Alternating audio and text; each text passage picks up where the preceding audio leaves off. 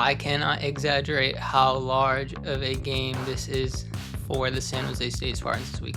This is their third game of the season. They will be going against the Idaho Vandals with a brand new head coach, something they should be familiar with after playing Central Michigan in week 1. But this game, in my eyes, determines the entire season. It really, really does. And we'll get into it right away. Again, brand new coach for the Idaho Vandals, Thomas Ford Jr.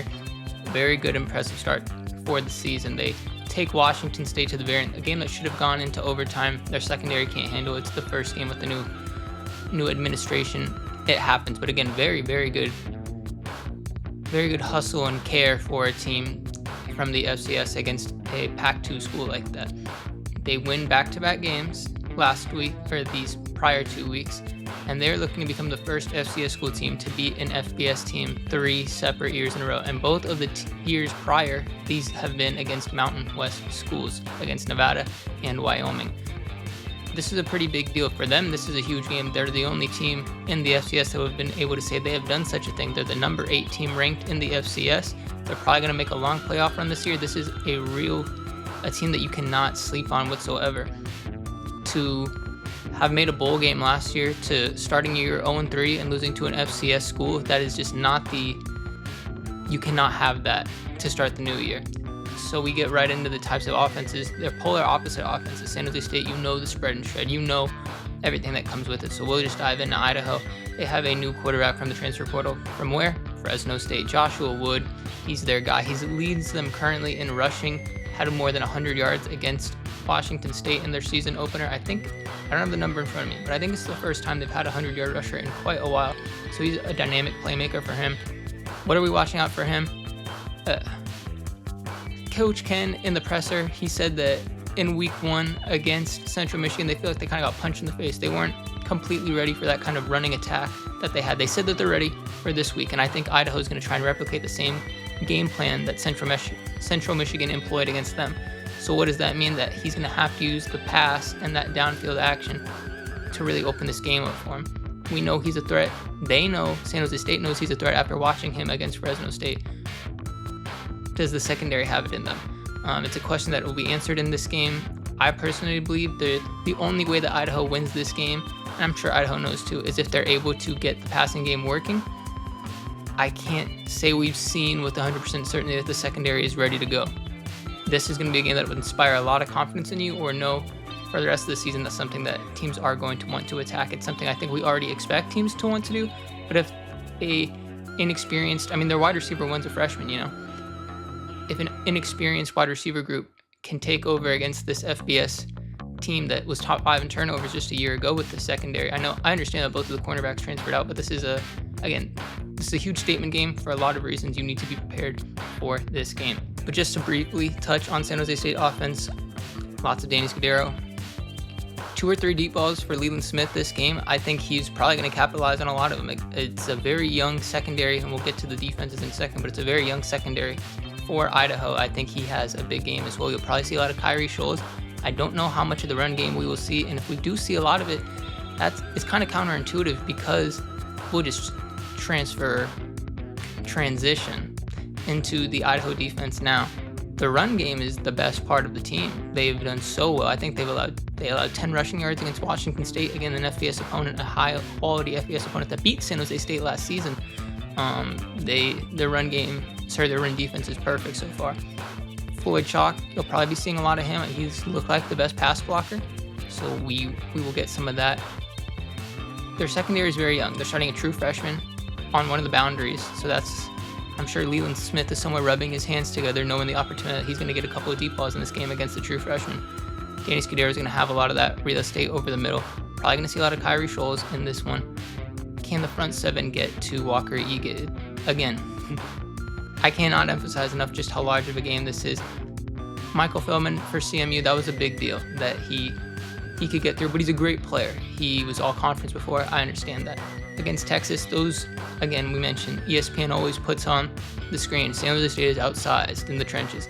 This is a game that you should outsize Idaho in the trenches. You do outsize Idaho in the trenches. How will you be able to take advantage of that for the offensive line and give Walker Egan time to make correct decisions down the field? it's paramount in this game that we see progression from that offensive line in this way. In order for Idaho to win, they're going to need the deep ball down the field. Will they be able to deliver that? And also for the defense, Central Michigan really punched them in the face. The expression is punch them in the mouth. But they really punched them in the mouth in that first quarter of that first game with the rushing attack. Texas, they're bigger.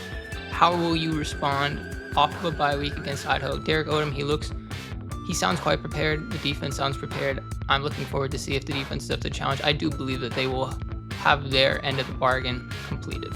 Special teams at the press conference this week, Coach Ken says again he has full confidence in Dennis Lynch, so we will be seats buckled in for that. But I mean, the kickers in this game are a combined 2 of 9. The Idaho kicker has had quite his struggles as well to start the year, so we could see both coaches get a little bit risky in the second half with the decisions they want to make, especially if these missed field goal trends continue.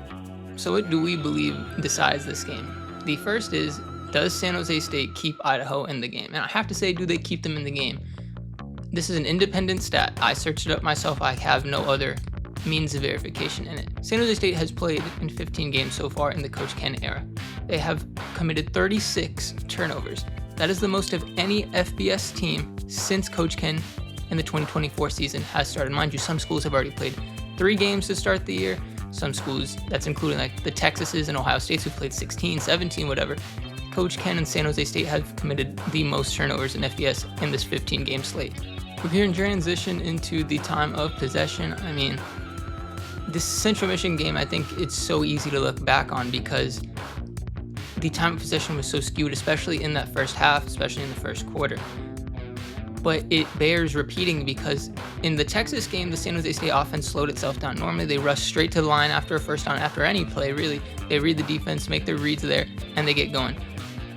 The Central Michigan is so important because you began to do that, and the offense wasn't flowing. And the time possession battle just got so difficult that you really had to capitalize on your chances, or else that was it for you. If you continue to let them milk the clock, it leaves less time for you to make a play.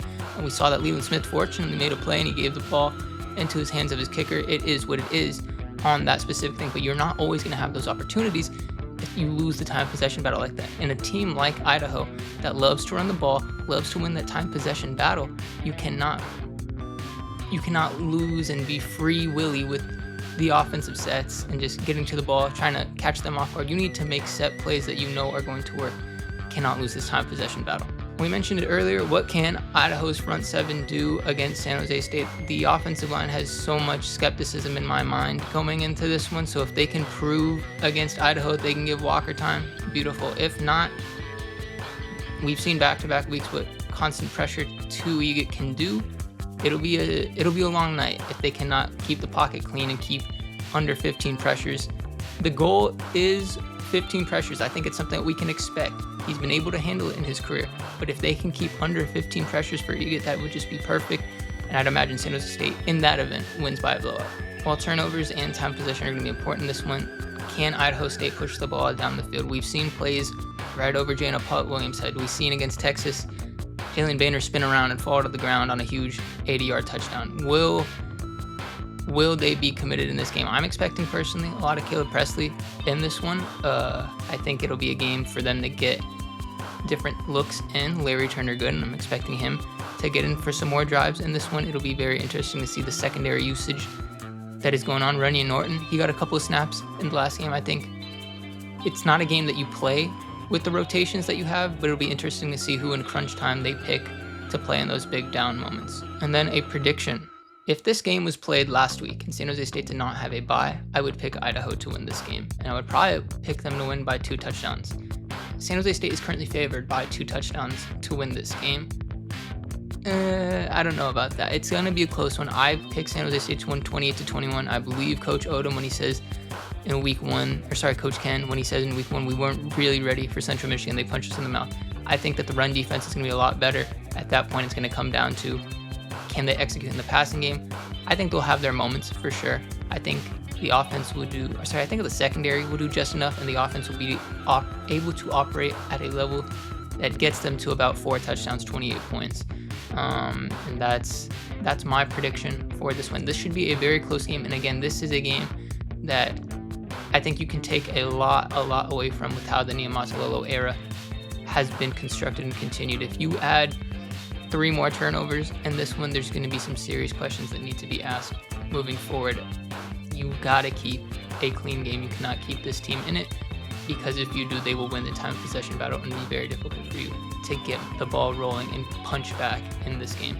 Let me know your thoughts down in the comments if you have any predictions moving forward for this team and what they are for this week. Thank you for watching. Please subscribe.